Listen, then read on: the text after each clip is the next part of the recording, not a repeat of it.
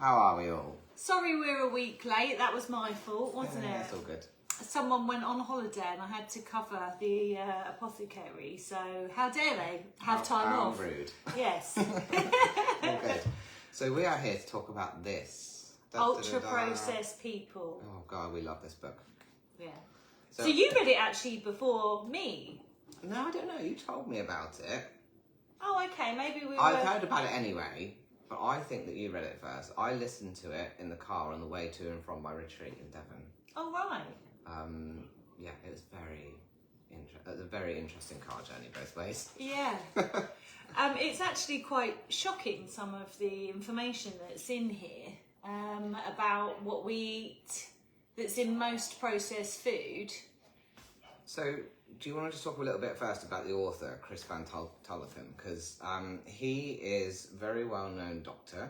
He's one of the twins that you see on BBC, the Van Tulleken twins. They're both doctors, yeah, and they're identical twins, aren't they? Yes, and they've both struggled with health issues and weight. One twin lives in the States, if I recall. So he's the one that struggles mainly with his weight because of environmental. And Chris, this one, lives in the UK. Yes. Yeah. And so Chris also has children, and he talks about... He's really interesting because he's non-judgy.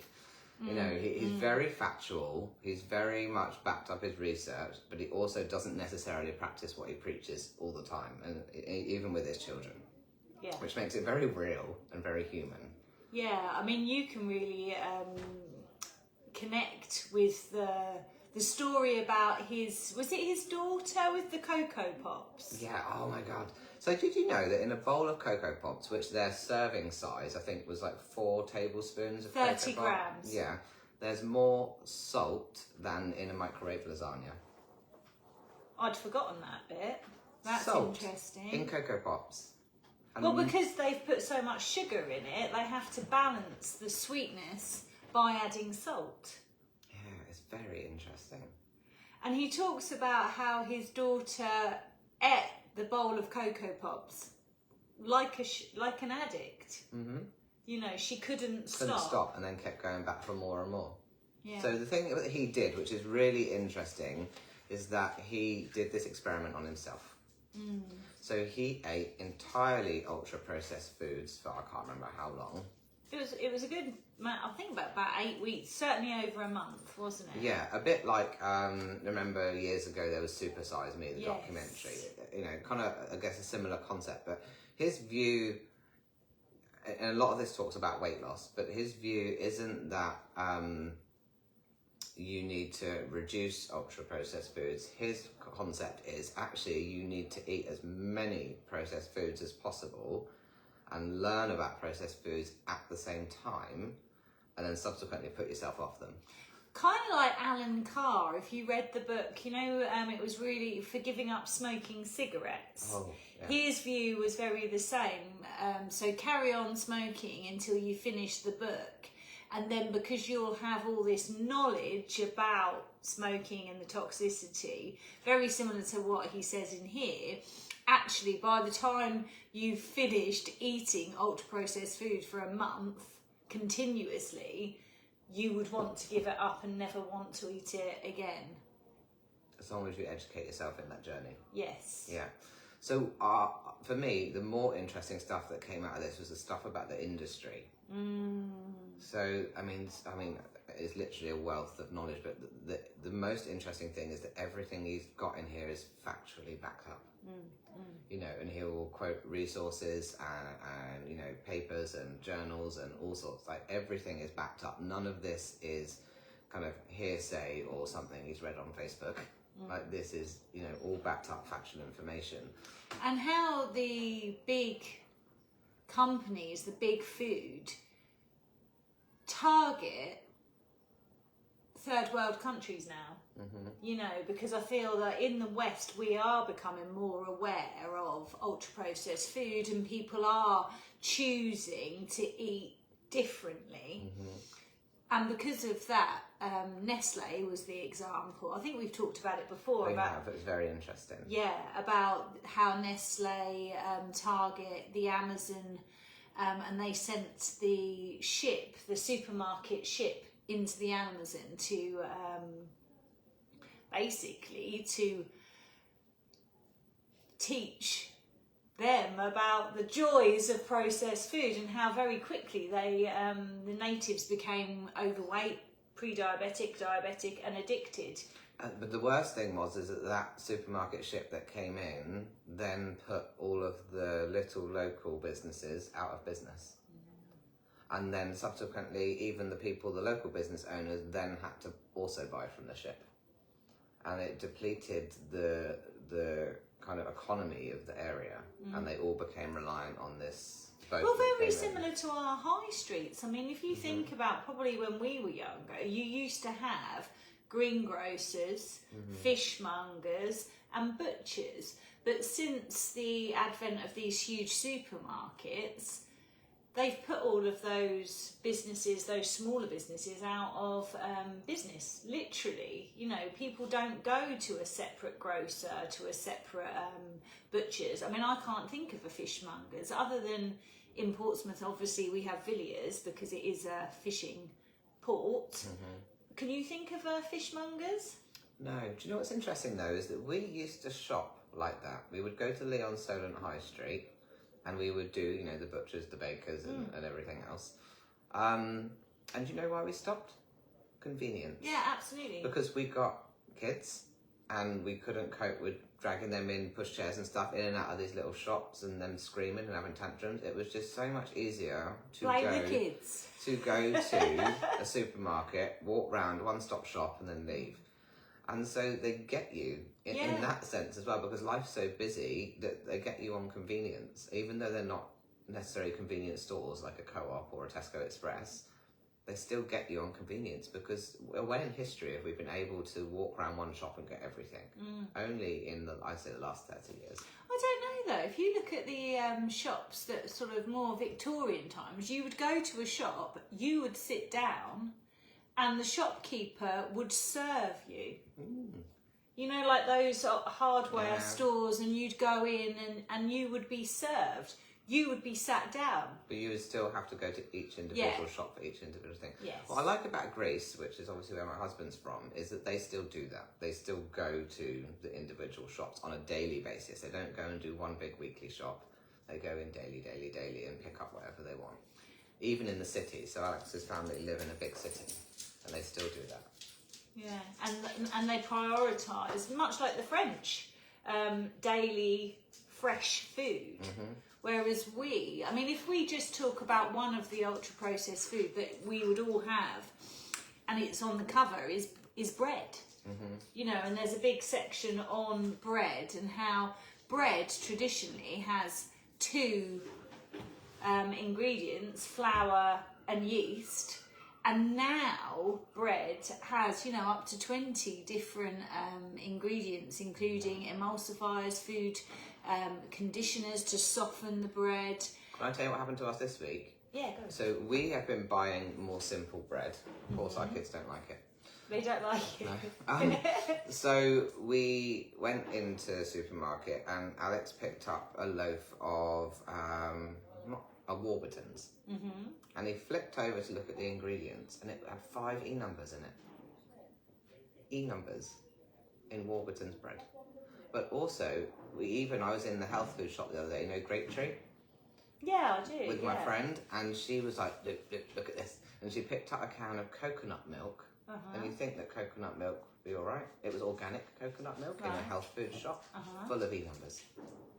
Yeah, so it is, it's really difficult to get away from these ultra-processed foods. One of the things that really disgusted me, should we talk about xanthan gum? Oh, we can, yeah. So you'll see xanthan gum. It's in everything that's gluten-free. Yeah. And the reason why it's in things that are gluten-free is that the gluten in wheat acts like a glue. That's why it's called gluten. It's Greek for glue, and it acts to hold the flour together. And if anyone's tried to cook anything gluten-free, they'll know the struggle. Yeah. It is a struggle. So in comes xanthan gum. So xanthan gum is like, it gives that stickiness. Xanthan gum comes from a bacterial biofilm. And it's actually the bacterial biofilm that comes from like the mildew of fruits and vegetables. Like soggy mushrooms. That Yes, thing, isn't it? You know yes. when mushrooms go all gooey and... Yeah, that's where they xanthan get gum. xanthan gum. And it's useful in the big industry because it helps to keep things thick but pourable. So any sort of sauce or when there's any need for that extra stickiness, you're actually eating a bacterial biofilm, which I was really shocked at that. Yeah, it's a bit gross, isn't it? I think if we knew what was truly in all of our food, we probably wouldn't eat a lot of it. Well, it's not food. I mean, that's That's what... the whole point, right? Yeah. It's food-like substance. Yeah.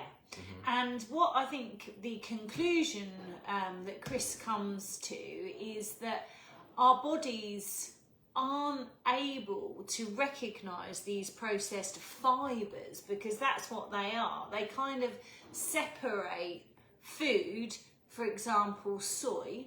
So soya bean, they will engineer the fibres out so that it becomes a product that can be shipped all over the world and then rehydrated and added to various different foods. But those fibres our bodies don't recognise as food. So we can't absorb them. We can't utilise them. So although they're used for texture, for crunch, for sponginess and all sorts of other reasons, and the food might taste and look good, there is no nutrients that are available for you to eat them. Yeah, so we're literally just filling ourselves full of nonsense. Yeah, yeah. And wondering why our bodies don't work. Yeah, and why there's more and more health, chronic health, autoimmune issues in society. So the other thing that really struck me in this book was about who funds medical research. Oh, well, have a guess. Have a guess. Yeah. Who do you think? Any thoughts? Ask the audience. Should we ask the audience?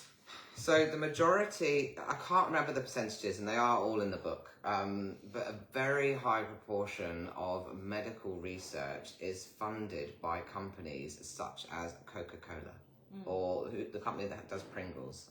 I can't remember what they're called. Kraft, was Are they it? Kraft? I don't know. Unilever? Maybe, I don't know. Those big companies. They fund pharmaceutical medical research. And of course, the pharmaceutical companies themselves do their own research, which is a huge conflict of interest. But they also fund universities. So that in itself is a huge conflict of interest because obviously if you're funded by a company and you need to, or you rely on that company for grants to allow you to do research, it's going to skew the science because it's a bias. There are literal studies about ultra-processed foods and are they good or bad for us? And I can't remember. I think they might have talked about baby formula at one point, but I can't remember. But those literal studies about the foods are funded by the people who make the foods. Well, there was an article, I believe it was in The Guardian, and it was a counter to this book. And they had the heads of, I can't remember their names, but let's say the heads of the Nutrition and Dietetics Society in the UK or in America. And they came out and basically defended processed foods. Yeah. But then some very clever person looked into the conflict of interest of these people on the boards of the Nutrition and Dietetics Association. And I believe it was something like 4 out of the 5 people on that board had links to Kraft, Coca-Cola. They were either being paid for or funded by The Institute, so Coca-Cola, they actually run, it's called the Institute of Life Sciences, and that is backed by Coca-Cola. And some of the like bigger universities and university hospitals in the States and like the labs and stuff, again, were also all funded by Coca-Cola. Yeah. And they even give schools. So, you know, more so I think in America, I don't think I've actually seen a Coca-Cola machine in a school in the UK. But they actually give schools grants to have these vending machines, you know, for fizzy pop in schools. And what it does is they lose money doing it, but what it does is it gets Coca-Cola into the psyche of the children. It's a marketing ploy. When I was at school, McDonald's used to sponsor our sports day. Well, and I think Coca-Cola, don't they still sponsor the Olympics? Oh, isn't there a whole thing about sponsorship in sports now, isn't there? I'm sure I've seen something about that recently, because they've been funded by things that would go against health and well-being. Well, yeah, and it goes into the eat less, move more argument. So that's why they do it. So, for example, Coca-Cola, they have historically funded things like the Olympics, and it's because they tell people that essentially you can eat what you like, you can drink as much Coca-Cola as you like, but you just need to move more. So it makes you feel that if I'm overweight, it's because I'm lazy, because I'm not moving. Yes, and that was one of the research things that they talked about, was about that weight loss is about diet and exercise. But what he debunks all of that in here, and he says that actually to sustain weight loss, diet and exercise isn't. That's what we're being told, because all of the studies about that you know, the doctor would tell you diet and exercise, right? Yeah. But all of those studies are funded by companies like Coca-Cola. And so the truth of sustaining weight loss is to cut out ultra-processed foods, because that's the cause of obesity for the majority of people. If you discount people with things like thyroid issues and other stuff. And so, yes, the ultra-processed food is what's causing the obesity crisis. It is not about laziness or lack of exercise. And that's what they're saying, is that, you know, obese people are not lazy. They're addicted. And they might not even be eating massive quantities of stuff. It's just that their body is reacting to the stuff.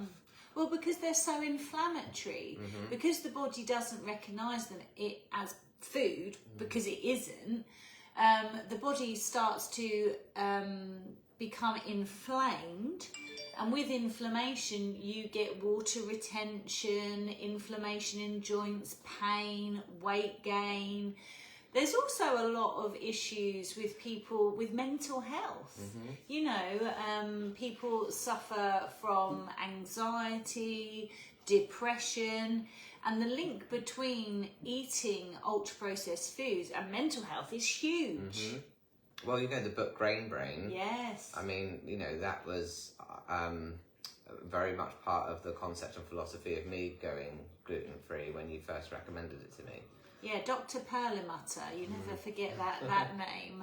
He's got a YouTube channel, it's very good.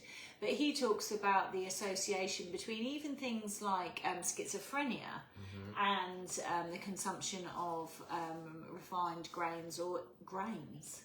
He also talked about like diet, for example, Diet Coke he used as an example, didn't he? And actually, you know, you think that the sugar is the addiction in normal, you know, in full fat Coke. Although I have noticed, I don't know if you've noticed this, but they no longer sell full fat Coke as the normal. The original Coke is now Diet Coke. And they have Diet Coke and they have original Coke, but when you look at the ingredients, it's the same ingredients as Diet Coke. They've just rebranded it. So you've got the red can and the silver can, haven't you? I don't know, because I don't drink it. No, I don't drink it either. No. But I noticed this. I was in the supermarket and I noticed. So they now have the red can, which is the original Coke, and the Diet Coke can, which is the silver one, but they're the same thing now. They've just got one branded one branded the other. And then they sell original taste Coke, which is the one that has the sugar in. But you can't really get hold of that. So they're literally marketing the red can of Coke, but it is just Diet Coke in a red can. And that must be because it makes them more money. They must be able to make more money. Well, what he said in here was that the artificial sweeteners in Diet Coke are more addictive than sugar. Well, there you go. And so, but you look on any kind of diet plan, the sins and things like that, or even if you look at the traffic light system on the cans, they're all green. So you can have Diet Coke free on any diet plan. Yes, it's practically a vegetable. But it would suggest, it's all green. It suggests that it's healthy. On every kind of weight loss plan, you're allowed to have Diet Coke. But Diet Coke is causing more obesity than if you were to drink full fat Coke with sugar. And I believe the fake sweeteners are very detrimental to your gut microbiome. It really decimates the natural diversity in the gut. But also, because the brain is getting the signal of you've drunk something sweet, but you actually haven't, it makes you crave more. So you might be having a no-calorie, sugar-free pop, but that's going to make... Well, it's like when you see people at McDonald's and they'll have whatever meal they're having, a Diet Coke, but with a Diet Coke, like that's going to make their meal okay. But what he was saying is that the Diet Coke is actually more fattening, ultimately. Yeah. It will cause that reaction in your body and it will actually cause weight gain. Well, do you know that the history of aspartame, which is the main artificial sweetener, I believe was not allowed, the FDA didn't allow it through, their testing or whatever, twice because of the dangers. And then finally it was allowed through because of corruption. There's a loophole in the law. I remember him talking about this in the book as well. Like if something doesn't get approved, you can still sell it because there's another... I can't remember exactly, but you go through similar enough or something like that. I don't know. You go through the approval process, and if it doesn't get approved, as long as you've got some form of paperwork, you can self-approve it. So a company can self-certify their own product. So you can get it approved by an external body, or you can self-certify. And so if they don't get approved, they just self-certify. And most companies now only self-certify because what's the point of the approval process? Well, yeah. All they've got to do is create some documentation and papers that provide some sort of evidence that it's okay. But as you know, all of the research is being funded by these companies, so it's very easy to create documentation that suggests it's okay, because anything is all about reasonable belief. So you can prove that something's right or something's wrong, anything, because it just has to be about reasonable belief. But he talks about this in here, that basically most of the products that are out there that are ultra processed wouldn't pass the standard of the committee that have to look over it, but the companies all just self-certify. I mean, it's mind-boggling, isn't it? It really is mind-boggling. And what's really sad is that people are unaware and they feed their kids this stuff. And you know what? And as a parent, I'm not really preaching anything because life is difficult and kids drain all your energy, and then there are some days that you're running late for everything, you haven't got time, the kids are tired and cranky, and you just go through McDonald's drive-thru because it's just freaking easier. Yeah. But what he also says in here is that actually for him, he is now 100% ultra processed foods free, and so is his brother. But that's because he can't just have a little, because if he has a little, he has a lot. Yeah. And that's like you with your sugar. Yeah. So you just do completely sugar free because if you have a little bit, it's like it snowballs out of control. But as with anything, you can eat things in balance. If you were to have a little, but the majority of your diet is good whole foods, it's fine. Your body's not going to react to it particularly. If you can limit. If you can moderate. Yeah. Some people can moderate. Like those people that can go out and just have one biscuit. I mean, Who are these people? I mean, they're not me. I couldn't do that. It would be the whole packet. I would be like the Cookie Monster. Some people can moderate, and for those people, I think yes. But for me, I know I can't moderate. I'm a binger as well as like a food addict or a sugar addict. I can't limit the amount.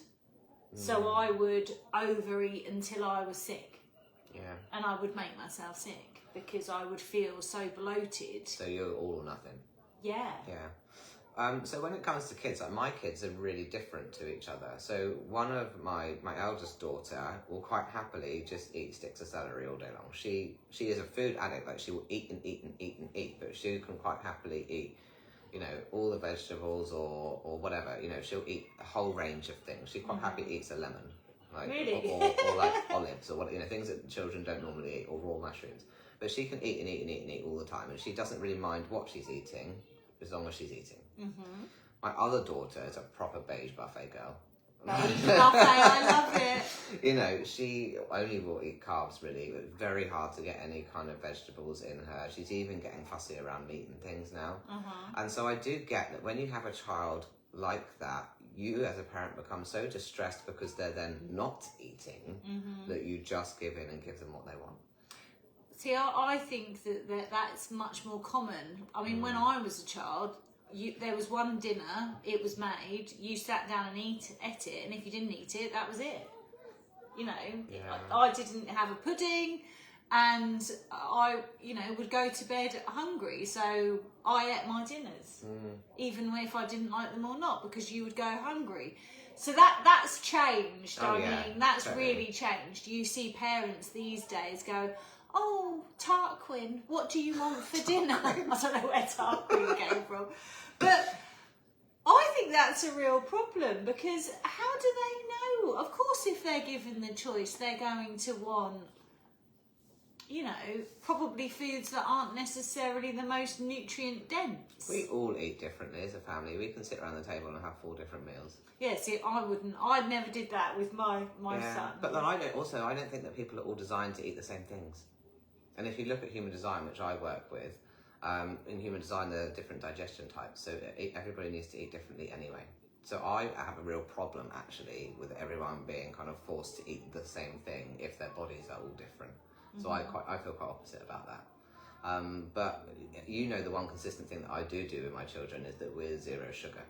Because I don't want them to have the addictions that I've got. My eldest daughter has a bone health condition and lots of issues with her teeth as well, and ADHD. So we don't do sugar with our kids at all. The problem is that the world still does sugar. So when there's a birthday at school, they all come out with little packs of Haribo. Or, you know, you go to a party and it's like cake here and sugar here and sugar there. Or just generally treating people. Like, even we were at the hairdresser's the other day and the lady next to us offered my eldest daughter a biscuit, and I had to say no, and the lady got really upset and offended. And I was like, but I'm sorry, she doesn't eat sugar. We do not give sugar to our children. But what we have to do is that they still need to exist in a society where they're not missing out. And so we do sometimes rely, and I say sometimes, on the artificial sugar things or the artificially sweetened things, because we don't want them to feel like they're completely missing out on life. So, you know, if, you know, they come out of school with a pack of Haribo, I might just have something in my pocket just to counteract that.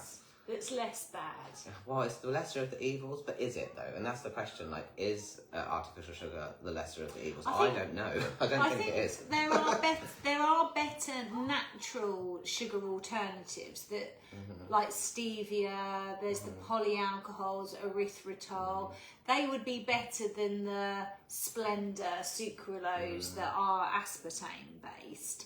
There's also monk fruit. You know. I don't know that one. Yeah, it's not big in the UK. It's difficult to get, because obviously here in Temperance we try to, well, we do. We have grain-free, sugar-free cake available. We tend to use xylitol, which comes from birch bark, and I feel it is less bad. It's not going to spike your blood glucose. It's a transition. That's what I would look at these sweeteners as a transitional food. Perhaps not so much for children, but for someone like me, who, when I went low carb ketogenic diet, if you'd have said to me, oh, I could never have anything sweet again, I wouldn't have done it. So the transitional foods, the keto treats that I used to make really helped. I like that concept of transitional foods, because for me, when I went gluten-free, I had some of the gluten-free products, you know, as you're trying to wean yourself off bread and things. But actually now I don't have any of them. Well, now you know they're full of bacterial biofilms. Full Don't of you? goo. It kind of puts you off. But not even for that reason. I found that after 3 months of going gluten-free, I lost all the cravings for those things anyway. So I don't have, you know, like fake pasta or anything else. I just don't have it. Yeah. But it was similar when I did weight loss, because back in like 2020, 21, I became quite overweight and very unwell. And my weight loss journey was through a diet plan that was full of crap. But it was it got me to a place where I felt better and I felt healthier, and it was a great transition for me. Gave you that start. Yeah, and then it's about how do you maintain it, and I think that's the point that Chris is trying to make in this book, is that if you want to maintain a healthier body, a healthier lifestyle, a healthier weight, the ultra processed foods have to go, because that's the only thing that will give you the maintenance for the rest of your life. And I think if we become more aware of it, and we can educate people, and you can educate yourself. I mean, this is a really good book. There are other books on ultra-processed food that are really good. I haven't read them, but I've definitely been recommended a few. And I think it is important that we educate ourselves into what we're eating, because Hippocrates, who's the father of Western medicine, said over 2,000 years ago or thereabouts, "Let thy food be thy medicine, and thy medicine be thy food." It's the foundation of your health. If you're eating crap, you're going to feel like crap. So it is really, really important. It is the basis of our health. It's the foundation. It's like you wouldn't put diesel in a petrol car. Like, it's not going to run properly. It's not going to work. It will break down. We need to view our bodies like that. Yeah, absolutely. But also not being preachy, because I sit on the sofa and binge eat sugar all evening, pretty much every evening. See, I don't, but I was triggered recently, because we've got lovely sugar-free cakes here in the Temperance Cafe. Obviously, I had to taste them, and it took me on a 2-week kind of cake binge, because I live upstairs as well. So if they were going out of date, you get the voice going, "Come and eat me, you don't want to throw me away." And so that really triggered me. Because a part of your whole thing is you just don't buy the stuff, so it's not in the house and you're not tempted, but it's literally sat in the cafe now. Yeah.